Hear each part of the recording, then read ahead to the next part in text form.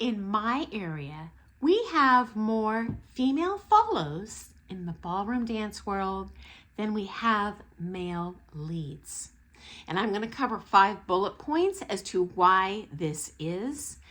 And if I've missed anything, please share in the comments things that you've seen in your own community. Or maybe it's only a this part of the world problem.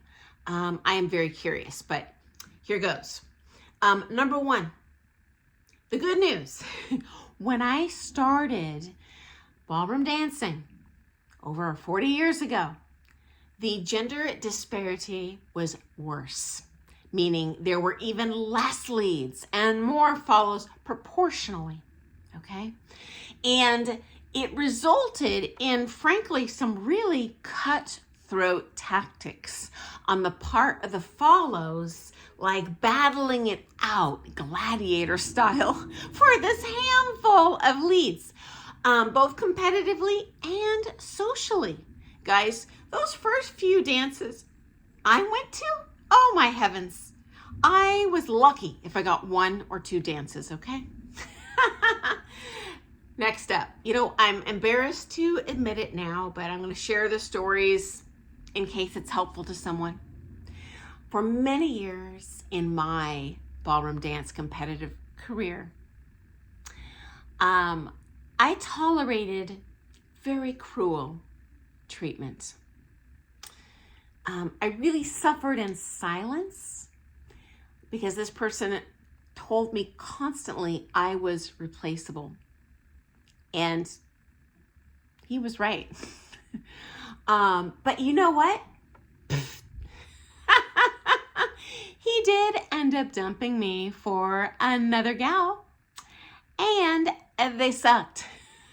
So not only did they accomplish absolutely diddly squat nothing competitively, they, for whatever reason, weren't effective teachers as well. They could not support themselves, and they had to quit ballroom dancing. And they quit many, many eons ago, totally different industries now. And so that's why I feel comfortable sharing this story, because no one even knows who these people are now. So you know what? Maybe I wasn't as replaceable as he thought. And so here's another piece of good news, guys. At that point, I was a professional dancer, and I was shocked how easy it was as a female follow professional championship level dancer to get a new partner. Within a couple weeks, I had a good 7 partner options that were willing not only to dance and compete with me, but willing to move to my town to do so. That would have never, ever, ever, ever in a million years happened as an amateur follow, in my opinion, in my experience. And there's a number of reasons behind that, why the kind of metrics kind of switch when we turn pro. Right now I'm talking about the amateurs though, and the disparity of having less men than women. Now, having to endure that harsh treatment for so many years inspired me to choose my next pro partner, honestly, based on personality. I didn't know all of these people. I had seen them with their previous partners. I knew how they interacted, and I enjoyed dancing with this person, both physically in terms of feel, but honestly, more important to me, probably to this day, is just he had a kind heart. He was respectful. He listened. He was willing to try something new. And I was as well. That is our job as a dance partner, and that's going to help you be the best dancer you can be. And you know what? What's the point of this ballroom dance journey if we're not enjoying it, in my opinion? Okay, next up. Why are there more women than men? Number 1, the man's job is harder. Guys, it is harder, in my opinion, I'm right, to learn how to lead than to follow. Here's why. Following is reactive. You get to think just that much slower and then respond fast.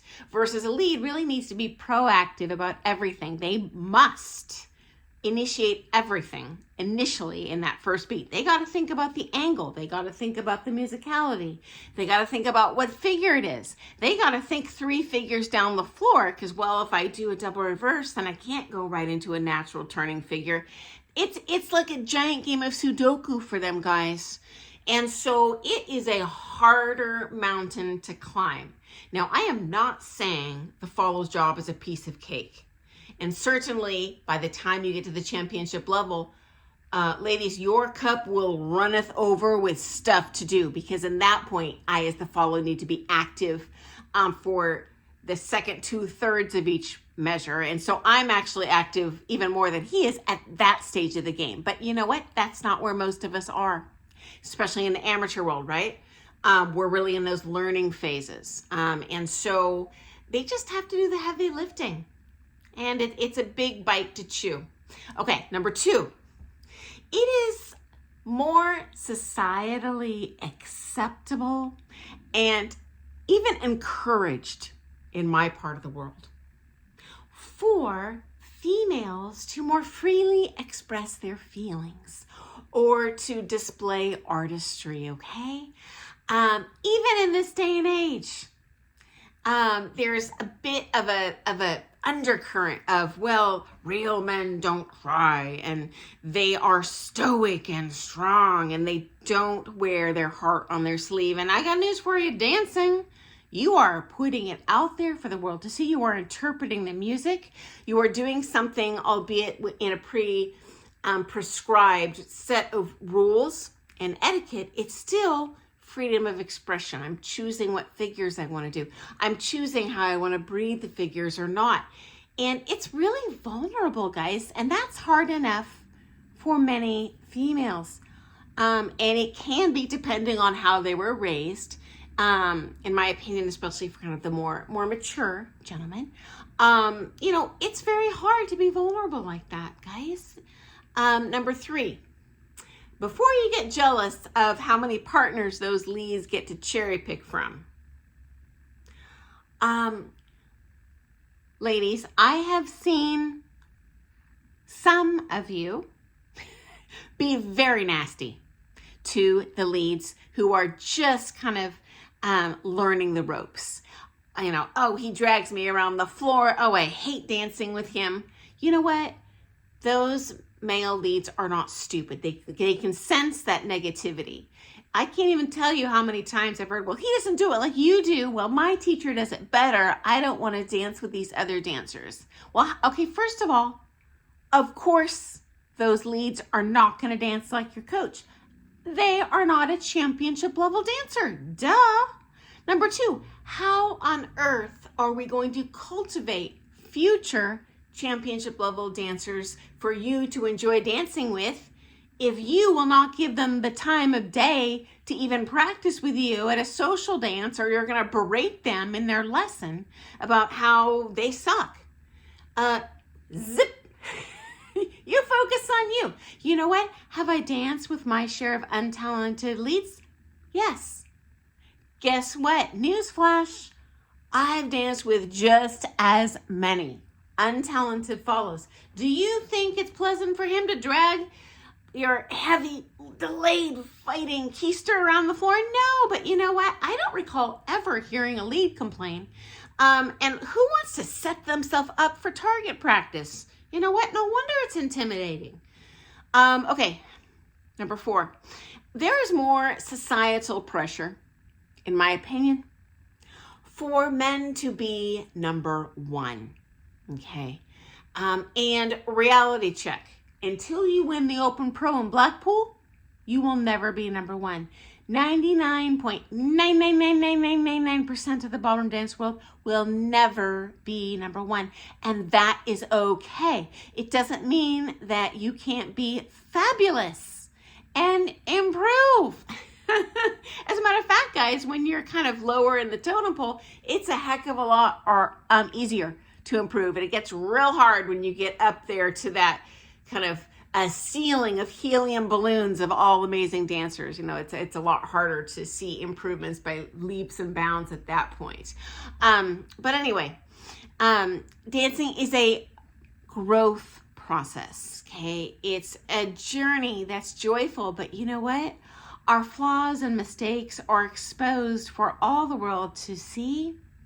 And shout out to our competitor friends here who are brave to not only throw it out there for the world to see, but to literally be judged. And I suspect this is going to be a lot of a more intimidating kind of onus on the lead. They feel responsible. They have to win. And, you know, that's just a heavy burden to carry, guys.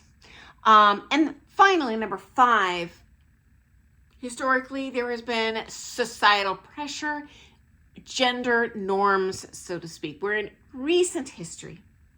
Dancing has been seen as a feminine activity. I would say less so in the hip hop world and the breakdance, a little bit more so in the ballroom world. Absolutely, like in ballet and some other styles, though it's exponentially worse, in my opinion, in those kind of subcultures. But I was shocked when I first kind of entered the dating pool before I met my husband. How many non-dancers would ask me on that first date, "Oh, you're a ballroom dancer. Oh, I bet there's a lot of gay guys doing that." And I'm like, how would I know? It's not a dating thing. It's a dancing thing. None of my business what they're doing at home, nor do I care. It just really stunned me. And think about the statistics, guys. Compared to almost any other sport, we darn near have gender parity, especially when you get to that championship level, okay? Now, we do have same-sex competitions, but in the big picture, painting with a broad brush, there tends to be about the same number of men and women. We tend to dance with a male and a female partner, not necessarily. And related to this, friends, in closing, thank you for the person who asked this question for me. You know, if you are having a struggle finding a competitive partner, finding a social dance partner, get your tuchus off the floor and learn to lead and follow, okay? You'll double your opportunities for partner options in the comp world. And guess what? You will never have to sit out a social dance again, plus other benefits to your dancing, okay? So anyway, if you can think of some more reasons this might be the case, I would love to hear your perspective. So I look forward to seeing you first thing tomorrow morning for some more things ballroom dance. And I will do a follow-up video as well at some point soon on why there's gender disparity the other way in the pro divisions, where in my experience, there were actually more leads than follows. Again, in the pro championship kind of culture. So I look forward to seeing you tomorrow, guys. Have a wonderful day. Thanks for joining me. Happy dancing.